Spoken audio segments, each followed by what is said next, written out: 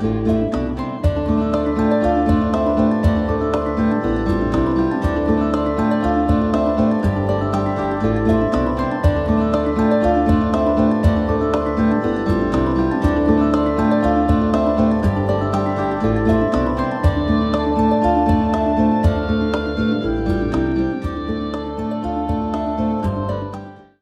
Oracle of Luna is a podcast with me, Bridget Engels, as your host. Here we have conversations with real live, present-day goddesses who are actively and courageously doing their magical work in the world. Each episode is a bewitching journey with relevant discussions on topics such as Wiccan pagan spirituality, writing, culture, magical practices, art, ritual, and the craft in its many forms. Merry meet. Welcome to another episode of the Oracle of Luna podcast. I'm Bridget Engels, your host, and today I am so excited to chat with the amazing Kelliana. Kelliana is a world-renowned musician, singer, and performer of goddess and mythology-inspired folk music and chant. She is a certified teacher of spirit song. And her CDs, Lady of the Moon and I Walk with a Goddess, are must-haves for any goddess music lover. She is also the author of the Warrior Queen book series. Welcome, Kelliana. Thank you so much for having me. Yeah, I'm so excited to chat with you. I have a lot of questions. How are you doing today? Oh, technology issues aside, everything's going pretty well, for the harvest. I'd have to say it's my favorite time of year. So, Yeah. Blessed Lunasa to all our listeners out there too. indeed. All right, so let's get rolling. I have a lot to unpack here, so I'm just going to launch right in, okay? All right, here we go. So, Kelliana, how did your spiritual journey with the goddess begin? Uh, I've always been, I think I've always been curious, but in the 10th grade, I had an AP class that was actually like a world studies class, and we did a whole semester of like comparative world religions. So, I was raised a little heathen because both my parents were excommunicated from the Catholic Church, so we didn't really go to church or have kind of any formal, religion in our house or indoctrination. I had nothing, so I was wide open, and I was always like absolutely obsessed with Egyptian stuff and Celtic stuff and indigenous. And so in the 10th grade, when we had the comparative religions course, I began to find out that these ancient, cultures I was fascinated with had their own spiritual beliefs. And I think that's when it really started for me, like the burning curiosity of absolutely needing to know more. Yeah. And did you resonate with any particular goddess at that time or just Not then, but I I'm very eclectic a pagan because of my, varied backgrounds and ancestry. So I've always been really interested in Norse mythology and Celtic myth and Greek. So I'm very eclectic. I've kind of worked with all the different pantheons on any given day and within the same probably rituals. So but I am definitely a daughter of Freya. There's no doubt about that, and of Bridget for sure. Mhm. Hmm. And where did you grow up? What part of the US or I'm in the Northeast. I grew up in North Central Massachusetts. I'm in Western Massachusetts now. I've been out here for 20 years. Oh, okay, cool. Mhm. Um, Lots of history there with witches, as Oh, we big time. Yeah. And indigenous peoples too. Yes. Yeah, absolutely. Mhm. So, can you tell us a little bit about how you became a singer-songwriter and your how your musical journey started and maybe who Yep. influenced you? I've always sung since I was in grade school. I've been a singer. And I had a duo called Moonstruck, and we were like an acoustic duo at the pub, and we raged around New England. I mean, we did amazing we played together for 10 years or 20 years. And for 10 years, we played 4 to 6 shows a week and traveled all over New England. So I always sang, and we were singing great like classic rock covers and things like that. Yeah. And then, I started my path around 2000. It was 2000. And I met a local, air quotes, witch. And I was able to start satiating some of that curiosity that I had been really working and just been storing up for a couple of years. And she was very much like an Alexandrian kind of trained witch. So it was very structured and, for me, very rigid. But I learned great, basics and, just responsible magic, I guess you would want to say.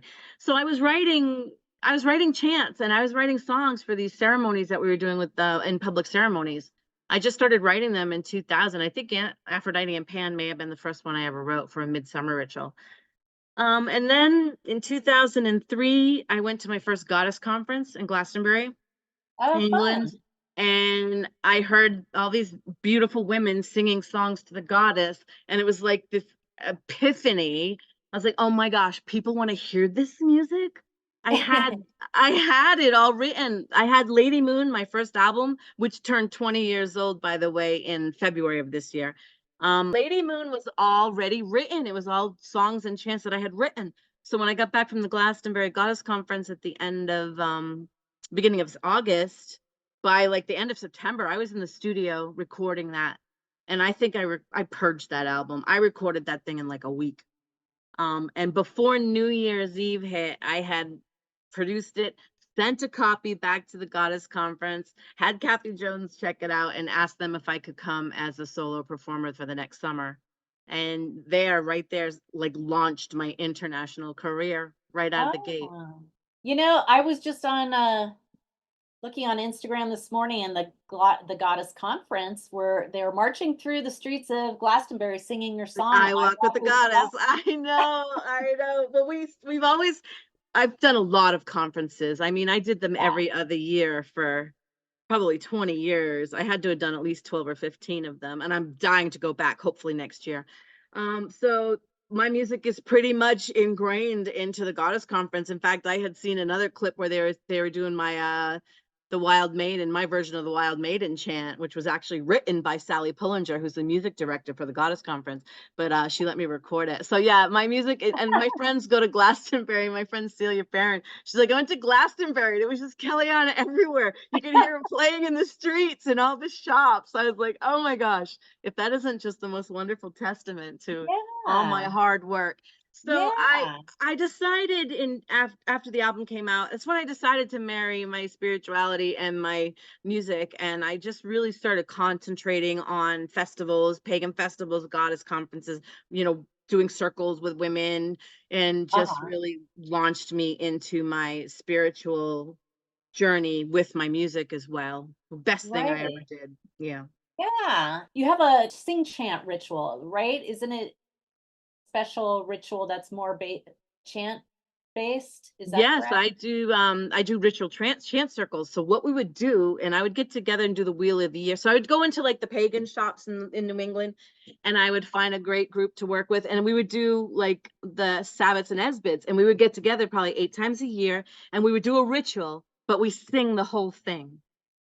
They Ooh. are so incredibly powerful and so Yeah. much fun. So So anyway, that's yeah. really cool. I mean, that's so powerful. It's a very powerful way to move energy throughout ritual. This sort of elevated your connection to the goddess in this way, or? Oh, most definitely. Because chanting is so transcendental. It just brings you.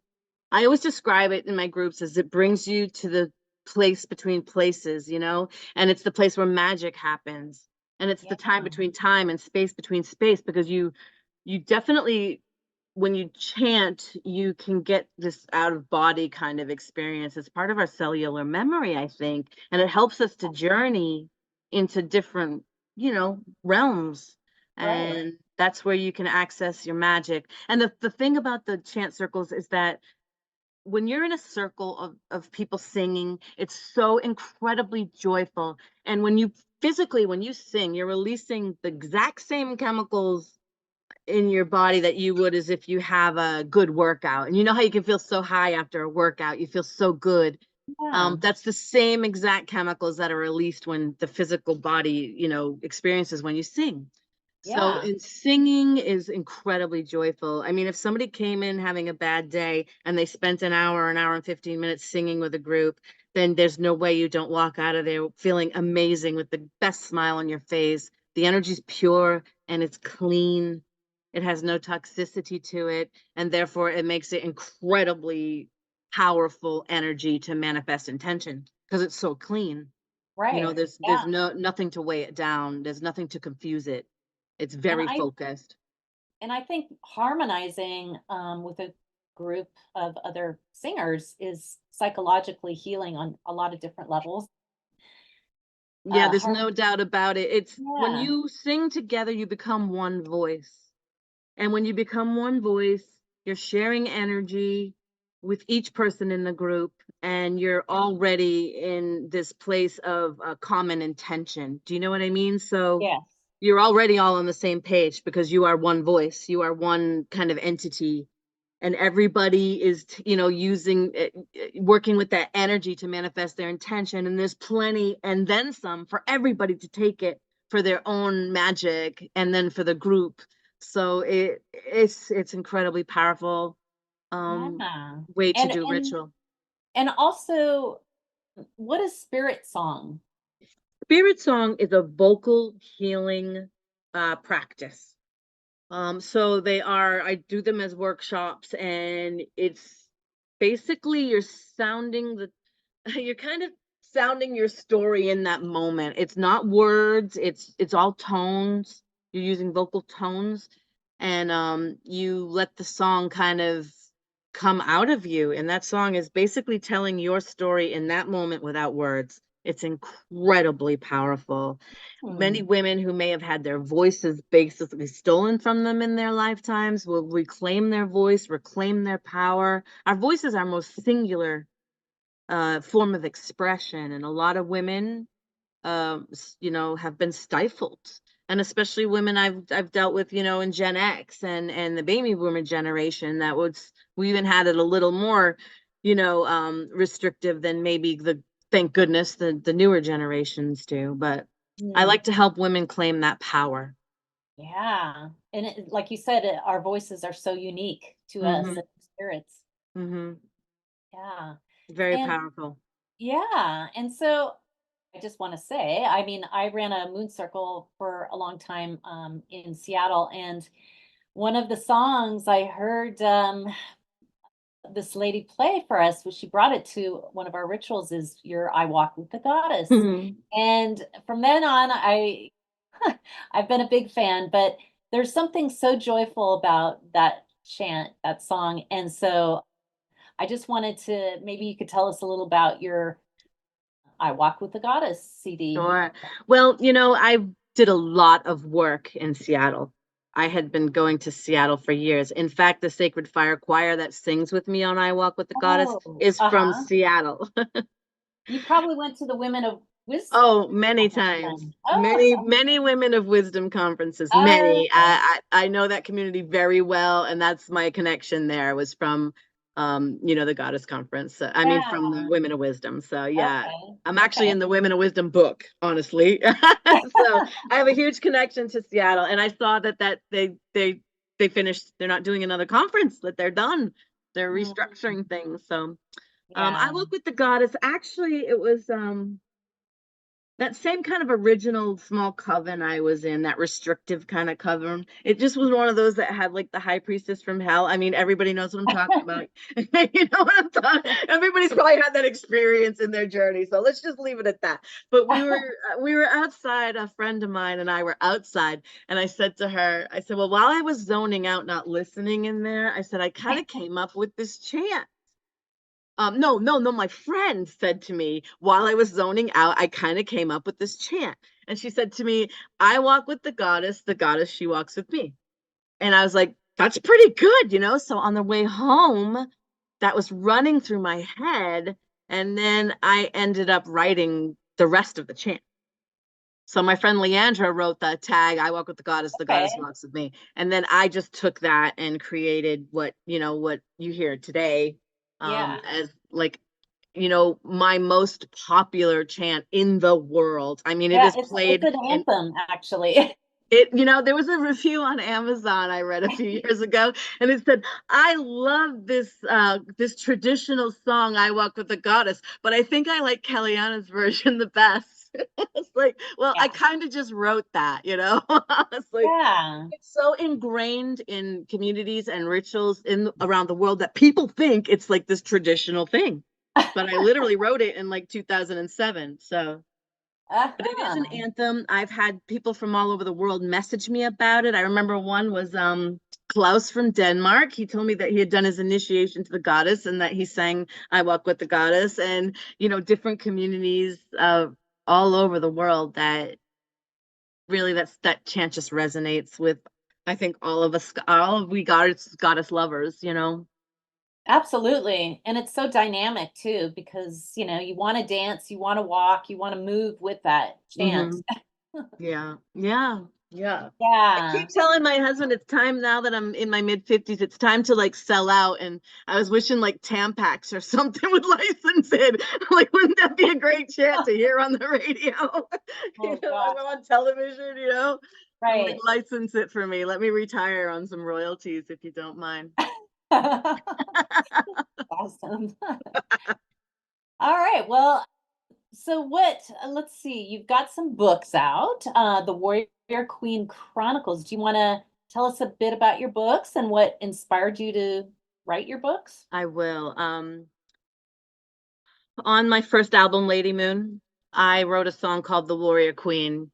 It was just inspired. There was a little riff my friend was playing when we were jamming, and it literally inspired that song. Like, that song downloaded into my head in a second. And I said, can I use that little chord progression for a song I'm writing? She said, it's yours. So I went home and literally wrote The Warrior Queen in about 15 minutes. It wrote me. So it's a song about a Viking queen who dies on the battlefield, and she's tethered to her body and watching as her men prepare her body to carry her home to burn her on her funeral pyre. And she's like narrating what's going on, basically, and watching everything from above. And I had played the song in my mom's kitchen. I grabbed my guitar and I said, Mom, I wrote this song. And she said, I love it. What's the story? I go, Mom, that's the story. She's died and she's waiting to be released to Valhalla. She said, no, no, no. She goes, that's the story of her death. I want to know about her life. And that just started me thinking way back when, about this story. And then very quickly I realized that this was a fantasy fiction trilogy. I don't do anything small, you see. Right. So, Go big. Go so big or go home. I started writing notes on it a long time ago. And then when I was in the Goddess Conference in Sydney, Australia, I met a woman named Kali Cargill, and we really connected, and she had an amazing book called Daughters of Time. And then the following summer I met her in Glastonbury at the Goddess Conference, and our vending tables were right next to each other, and we started talking. And by the third day, we had decided that we were going to co-write the Warrior Queen Chronicles, the 3-book trilogy. So we've written 2 books and released 2. We are in the process of writing the 3rd book. There's been a lapse between, because since we put out the last book, Kali's daughter died. So we put it on hold for a couple years. And I said, you know what? Just leave it. We don't have to worry about it. It'll come around when it's time. So Yeah. she just messaged me about a month and a half ago that she was ready to dive in. So we're gonna co-write the 3rd book. And so the Warrior Queen Chronicles is about this fictional character's life, and how when she gets to be, I think, 13 or around 13 years old, she starts to develop these magical powers, and this destiny just unfolds as she starts learning more and more that she comes from this line of warrior queens who had fought a darkness in ancient times and defeated the darkness at great cost to themselves and to the land. And 1,000 years later, the darkness is rising again, and without her knowledge, she doesn't know what's going on. But as the darkness rises, so do her powers.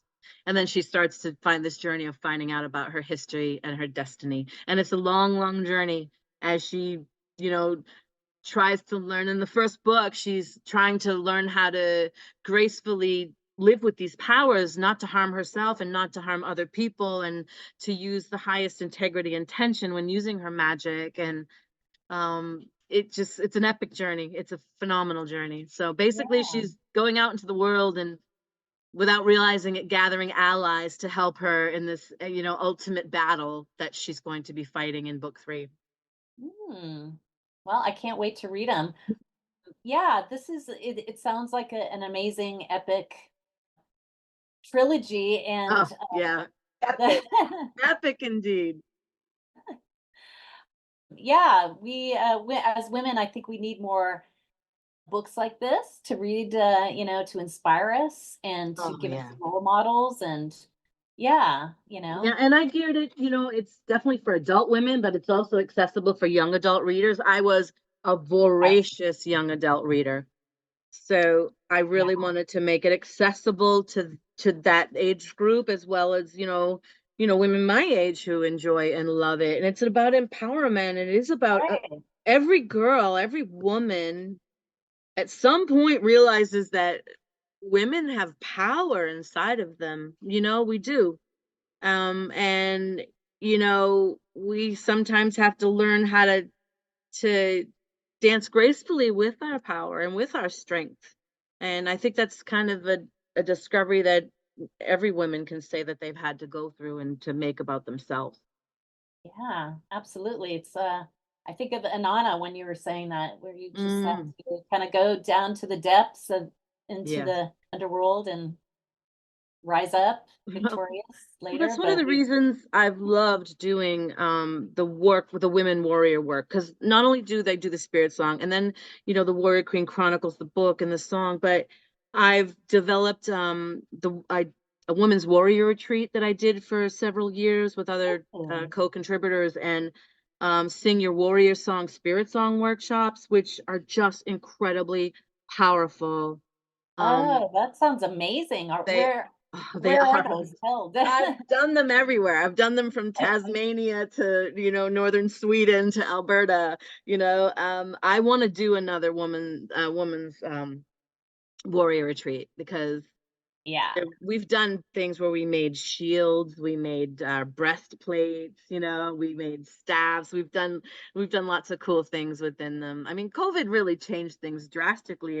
Oh, It's sure. so hard to see forward of how that changes back again, but I really would hope that we can do that, because this warrior work that I'm doing with women, I think is just the most important thing I've ever done.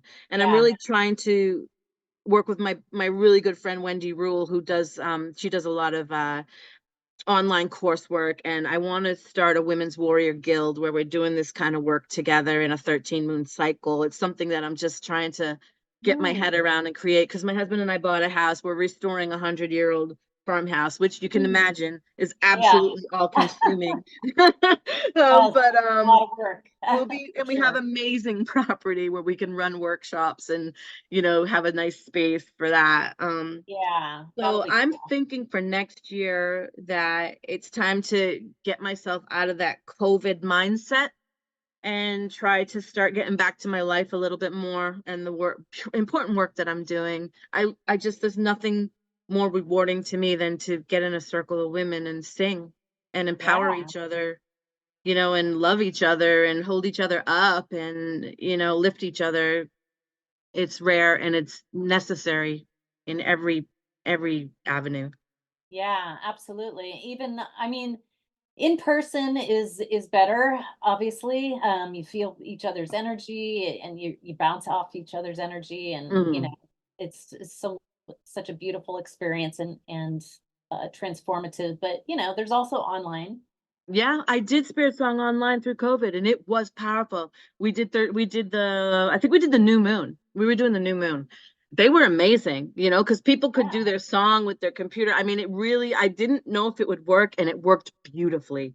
It Oh, really, really did. So that would be probably part of the Women's Warrior Guild that I'm going to do, is some online, so I can do yeah, global, you know. Um, absolutely. but Yeah. you know, I just people would host me, like groups would host me and invite me to different places and get me to come and do work with their groups, weekend ritual workshops, or concerts, house concerts with a workshop. So that was part of a lot of my career prior to COVID. Was I'd go to different communities and do these works with them, and I Mm-hmm. miss it. I miss it Yeah. so much. In fact, I felt so disconnected lately Yeah. that I think when we get into the new place, we already have this beautiful ancestor growth, and I think it's time to do a little bit of rededication this fall for Yeah. my dedication to the goddess. I'm kind of ready to dive back into it. Cool. Speaking of the future, so what are some of your upcoming plans? Do you have any new concerts or events or workshops or performances? Nothing for this year at all. I'm not going to do anything in 2024, just because of the house situation, and yeah, it's just too late to kind of book things. And so I Hmm. think I'm just going to really do this dedication in the fall for myself, and then get through the dark months to the new year, and then probably start doing an online spirit song workshop again, and start forming this Women's Warrior Guild, kind of this 13 moon work that I want to do. Hmm. Working with my friend Wendy over the winter to try to help put that together. So I Wendy will. was on my show too. Oh, I think. Wendy? Oh, she's my best friend. We just were on the phone Oh, last night. Actually, she called me. She's like, I miss you. So we get to catch up all the time.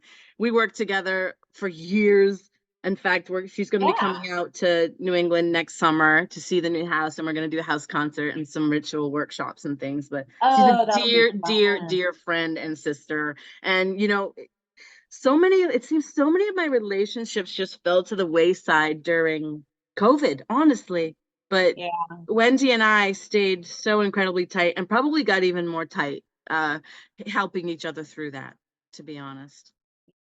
I cherish those relationships. I'm 56 years old, and I've seen so many friendships come and go. So the ones that have the staying power like this, I really, really, truly cherish them. Yeah, absolutely. And you and Wendy have performed several times, right? In Many times, concert. yes. She's on my Traditions album, a couple songs we did together. We've done many shows together. Wow.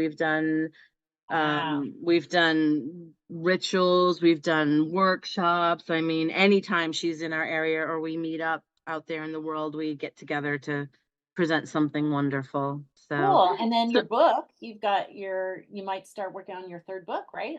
we are working on that already. So that's already a good third of the way through. So Oh, I good. would love to think we could release the book next year. Oh, that would be wonderful if we could get it out before the end of the year. That's really a goal. Yeah, Yeah. cool.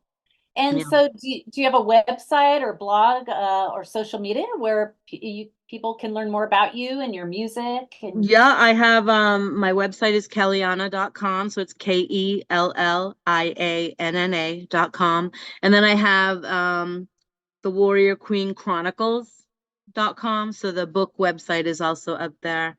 I'm Kelliana Music on everything, Instagram and Facebook, and so people can find me there. I don't post a lot on Facebook these days, to be honest with you.